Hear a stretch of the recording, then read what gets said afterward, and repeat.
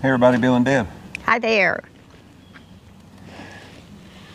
We got a neighbor that's working on a boat motor over here. Because we have a little lake right down there. Yeah. And anyway, I'm a little worried in case he gets it started, because of course when it's out of the water it's a little loud. So hopefully all this can get done before that happens. Of course I hope he gets the issue figured out too. Quit talking and get to the subject. Okay.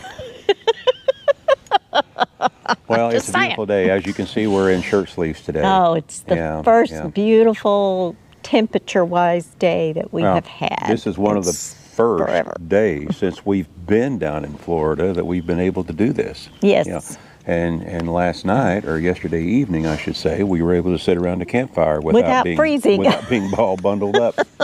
So finally, things are, you know, for a while anyway, it's straightening out. So that's good. That's absolutely we're tickled welcome. to death for that.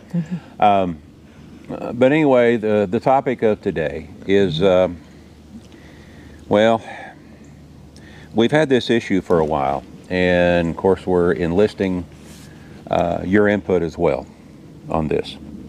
Yes. And I guess you could say it's been a secret. We've been keeping it a secret. Well, our friends knew about it, but we haven't said anything about it on YouTube. Yeah. When we got the trailer built, of course, we asked them if they would go ahead and install the MaxxAir fan for us, you know, back in the bathroom area where it was going to be. Right. And keep in mind, we had this trailer spec built, you know, so I had the MaxxAir fan positioned in my drawing where I wanted it, which was off center. And we wanted it that way on purpose, and there were several reasons why, which we'll go into it in another video someday. But anyway, we asked them, you know, if we go ahead and get the MaxxAir fan sent down to you, can you guys go ahead and install it, because they'd be up on top installing roof vents if they weren't doing that.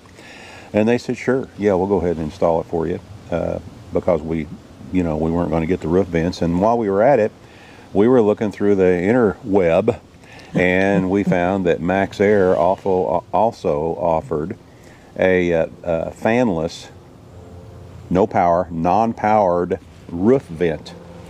And we thought, hey, that'd be cool, because we were going to put a regular roof vent in the front of the trailer. And we thought, well, that would be cool, because then it would match. And airflow, you know, that would give us this airflow. Right, and we were after the airflow thing. Yeah. And the neat thing about this particular non-powered vent was supposedly it could be left open in the rain. In fact, the only way you could shut it and open it as far as venting was concerned was by the cover that fits on the inside of the ceiling, that simply had them little louvers that you spin, you know, to shut it off, and then spin back to open it up. And we thought, well, that would be cool. And so we asked them, you know, if we had that sent to you, could you go ahead and install that? And they said, yes, we can. And, you know, in the red trailer, they installed the roof vent for us. And we did not have a single issue, nor do we think that the issue we're having now is a result of how they installed it. No, I think it's something else entirely. Yeah. But one thing that we noticed after we got the roof vent, and when we would turn on the MaxxAir fan, even on low, airflow was absolutely dismal. Yes, with this thing. This was before Windows. Yeah, which we thought, hey, at least we'll have this, and until we get our windows installed where we want them, you know, at least we'll have a way to have air circulation throughout the trailer. That didn't help. No.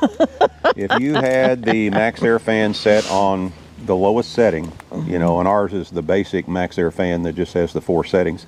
If you had it set on the basic setting, number 1, it would still draw a vacuum inside the trailer. Now, you could feel air flowing through the vent. But when you got to looking real close, the area where the air actually came through was a slit about that wide. You know, there's louvers across the back, but where you actually saw where the air came through when you got to looking was, just a fairly narrow slit. And if you tried to run the MaxxAir fan on 2 or 3, You couldn't even hardly get the side doors open because it would draw such a vacuum inside the trailer. So, needless to say, as far as that goes, we were very disappointed. Very disappointed. Then as time went on, we finally got our windows installed and everything, and that issue went away, of course, as far as airflow was concerned, because the windows, we can just open one of our windows and have ample airflow. There's no problem with that. But then later on, it started, we noticed that we were having leaks around it up on top. And during really heavy rain. really heavy rain. So what we did, and what I did too, I went up and I grabbed, let me get that backed out.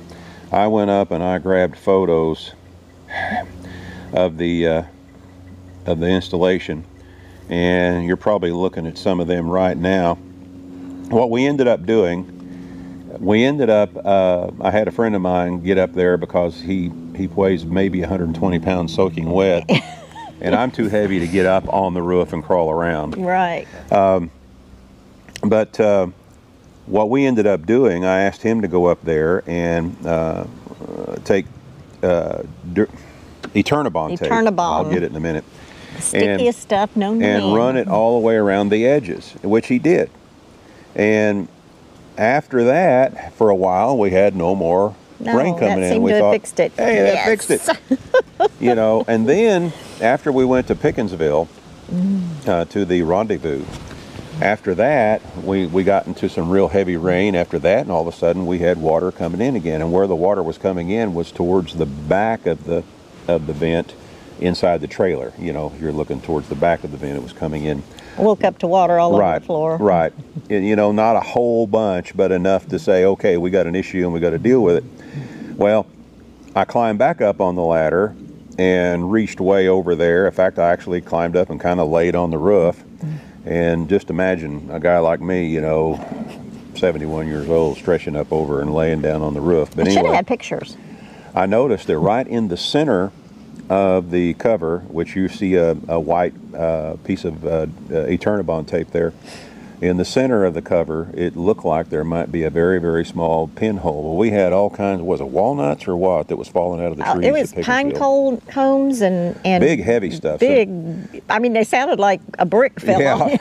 Every time they'd hit the trailer, it's so like a bam. So I figured that something probably landed on it and, you know, punctured it right there with a very small hole. So what I did, I had Deb cut me a piece of Eternabond, and I crawled up there and reached way over and stuck it over that hole. And it was real small, maybe the size of a pencil lead. And anyway, that seemed to take care of it for a while. Next heavy rain. Again. No water. Yeah. Woohoo! Yeah. Fixed. Now, in these photos, you're noticing when I had my buddy get up there, I need to back up just a little bit. When we had our friend of ours get up there, we were afraid that maybe water was pooling up towards the back of the vent and seeping in through the louvers at the back. And you can see a photo there. What we ended up doing was covering all that with Eternabond tape there. Because we no longer need it as a vent. Right. It never worked anyway. And I figured no one's going to see it anyway, so what's the big deal? You know, let's just tape the heck out of it. Yeah. I used a different word than heck, but yeah, it's okay. Yeah. But so that's what we did. And yet, for a while after I had plugged the hole there where I thought maybe a huge walnut or something had fallen on it, for a while there it seemed to work okay. And then here we go again. Yeah. Real heavy, you know, what they call an aerial flood. Right. And all of a sudden we had water coming through. Well, I also took Lexel and I filled it up, and now I got the motor running. I filled it up all the way around, you know, gooped as much stuff as I could in there, and that seemed to help. But we still have a minor leak. So a friend of mine, what he's wanting to do, he's wanting us to come and see him, which we're planning on doing after we go to the next campground. And he's thinking what we need to try to do is just do away with this thing completely. Remove it all and put a piece of... Yeah, just put a piece of sheet metal over the top of it, you know, and overlap it, you know, roughly about that far all the way around. And I vote for that. And seal it. I have mixed emotions about that, and the reason why I have mixed emotions about that is that that's going to be a booger to get all the Eternabond tape off. Those of you that have dealt with Eternabond tape in the past, once you stick it, it's really, really hard to get it off. Now, if you have some ideas what we could do to try to get that Eternabond tape to come loose and get this thing off of here, then I am willing to entertain that idea. Well, to me, it's more of a permanent fix. Yeah.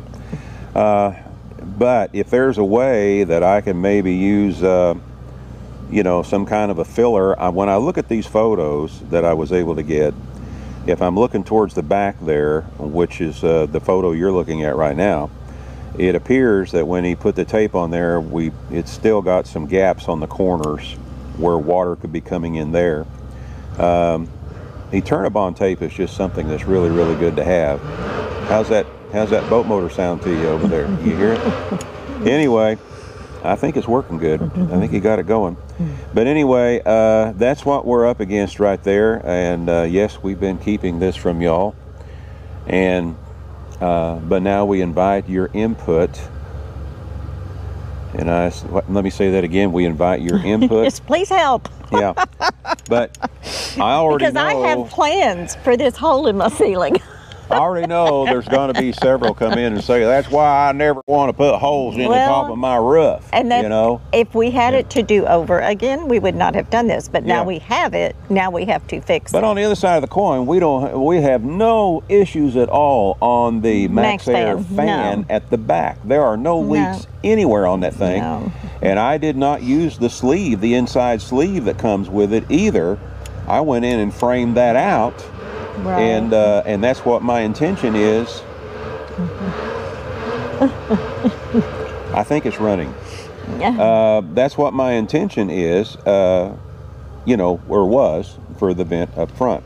Yeah. So I was going to frame it out the same way because I just like the way that looks. So anyway, that's what we're up against right there. And so, please try to keep your comments positive. Negativity ain't going to help a dadgum thing right now. No, that won't help me. And that's one thing that we never do. We never go in and comment on another channel when someone's having an issue. We never go in and come in with a negative comment because there's no purpose in it. I mean, what is it going to do? How's it going to help? It's not going to solve anything. So. Okay. I got that out of the way, didn't I? Yes, you did. Yeah. So anyway, that's what we're up against. Now, if some of you have one of these vents, give us your input on your experience with it. The biggest thing is the airflow is, in our opinion, is dismal, especially when you have something as powerful as a MaxxAir fan. So, if one of you have one of these vents and it's a MaxxAir non-powered roof vent. Right, I believe that's what it was called. Go in and Google it. It's available from 2 or 3 different sources. I'm not going to name where we got it, and the reason why I'm not going to name where we got it is because I don't think it's anything that they did or anything like that. They're not going to... I just don't know. But and what good is that going to do? We've been living with it now for almost 3 years, as Deb was reminding me here just the other day. So that's where we're at on that deal. Other than that, we hope everybody's having a good day. We have one more announcement. What's that? Well, we did something else with our channel. We did. That people have been asking for. Mm-hmm. We've created 2 new playlists. People have been asking that we make our build videos more easily accessible. So we have 2 new playlists. One is entitled Red Trailer, I think. You're the one that did them. I know, I can't remember what it's called. You're the one that made up the playlist. Quite obvious. And then the other one, of course, will be the Gray Trailer build. Yeah. And I started with the very first video. Will be the oldest video. The very first video that we did on the build will be the first one you see. And then it will go through the entire build if you watch the series. So in other words, if you start at the top, you're starting at the beginning of the build, and by the time you get to the bottom of that playlist, that's the last one we did. That's what I just said. Well, I'm just trying to explain it from a different angle. Man speak. Well, you got to remember, there's some guys out there like me that may not understand. Anyway. it, but That is up and running, and I hope that makes your viewing of those easier. We seem to have great success with the build videos, the walkthrough videos that we've done. We've got several people have watched them, and anyway, just thought you'd like to know that. yeah. So anyway, let us know what you think about what we should do here. Yes. You want to do what Deb says and just go ahead and go through all the work of getting the thing completely Well, removed. I'm going to live in this trailer for probably another 10 Okay. years. Well, what I'm looking at here towards the front of the vent is it's right close to where there's a seam in the roof. No, folks, we didn't get a one-piece roof. But it's right here up against where this seam is. So that would require a little bit extra work to make sure the sheet metal would seal well around that too. I want to just get something like, what's that self-leveling stuff that all the RVers use? I would like to get something like that and just goop the heck out of it all the way around it on top and cover any But possibilities. that doesn't fix the little tiny hole in the vent. What is? I wonder if they can see what Delilah's doing. Oh, back she's there. climbing She's around on climbing the up top of the bicycles. Yeah. Heaven's sakes. Because, you know, Anyway, that's what she does. I was just looking at some photos here. Here, this one when we were working on the ceiling. My stomach don't stick out near that far anymore. And man, you looked good. Well, one of us had to pick up the slack in the food. You still look good. You still look good. Okay. Anyway, that has nothing to do with the discussion. Yeah, but yeah. Anyway, I guess we need to go. This is Bill and Deb with iRide Tiny House Adventures. You know what we always say. We're not camping. We are living. Y'all get out there and do some living. And we will talk to you again soon. Be sure and put in the comments what you think what your idea is. But try not to be negative. See you later. Bye. Bye-bye.